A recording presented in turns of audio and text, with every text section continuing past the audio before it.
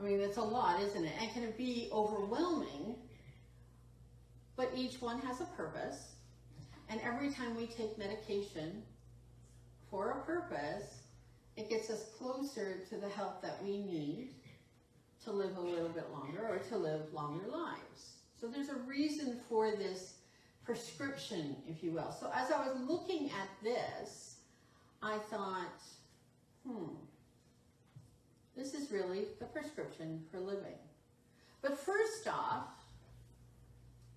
as Paul's writing to the people in Corinth, he said,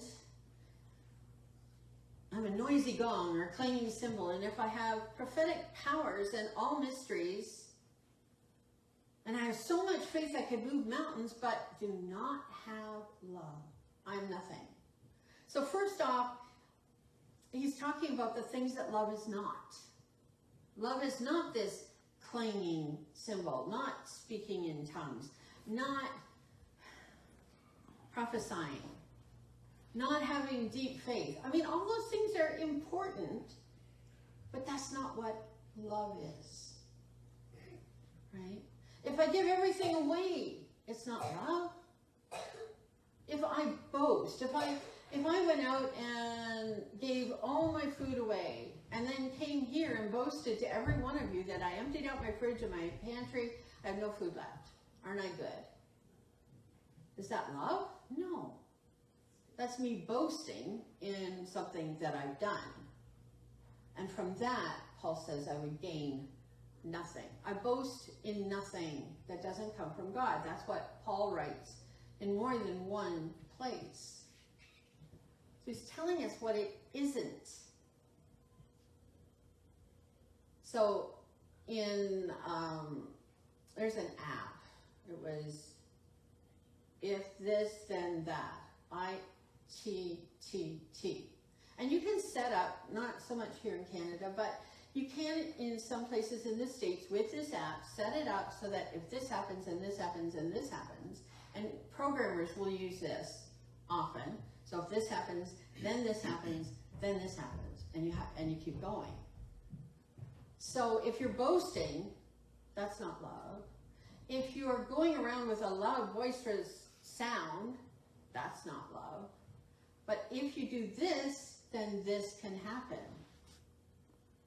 So what is love according to Paul? Well, love is, first off, patient.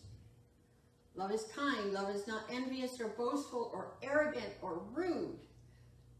Those are the things that love isn't. So he's back to saying this is not what love is. It is not irritable. Oh, I have been irritable lately. I guess that's not love. It keeps no records of wrongs.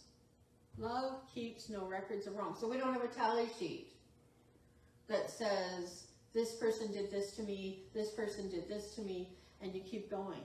And how many times did Jesus say we have to forgive?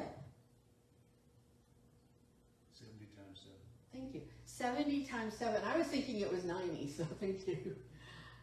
70 times 7. You forgive, you forgive, you forgive. So you don't keep records of wrongs. You don't forget, but you forgive.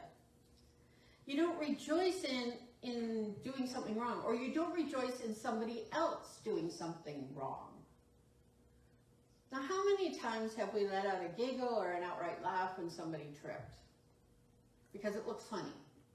And in fact, when we watch, the older TV shows, the slapstick comedy, it was often about these pratfalls, something happening. I think Three Stooges. How many of you remember the Three Stooges? I grew up with that.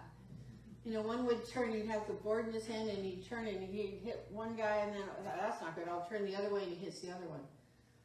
Slapstick. And everybody laughs because it's funny until it happens to you. So we're not to make light of the wrongdoings of others. When somebody makes a mistake, we don't laugh. I have a hard time with that one sometimes because I'll slip with a word, or I'll say something I don't intend to be funny and it is funny, and I'm going, that's not what I meant. So sometimes we have to think before we laugh, right? But we rejoice in the truth. Now that's love. Rejoicing in the truth. He writes, it bears all things, believes all things, hopes all things, endures all things. That's what love is. Love is enduring. And as we hear about long anniversaries and other anniversaries we've been hearing about, enduring all things and being hopeful in all things. When I was interviewed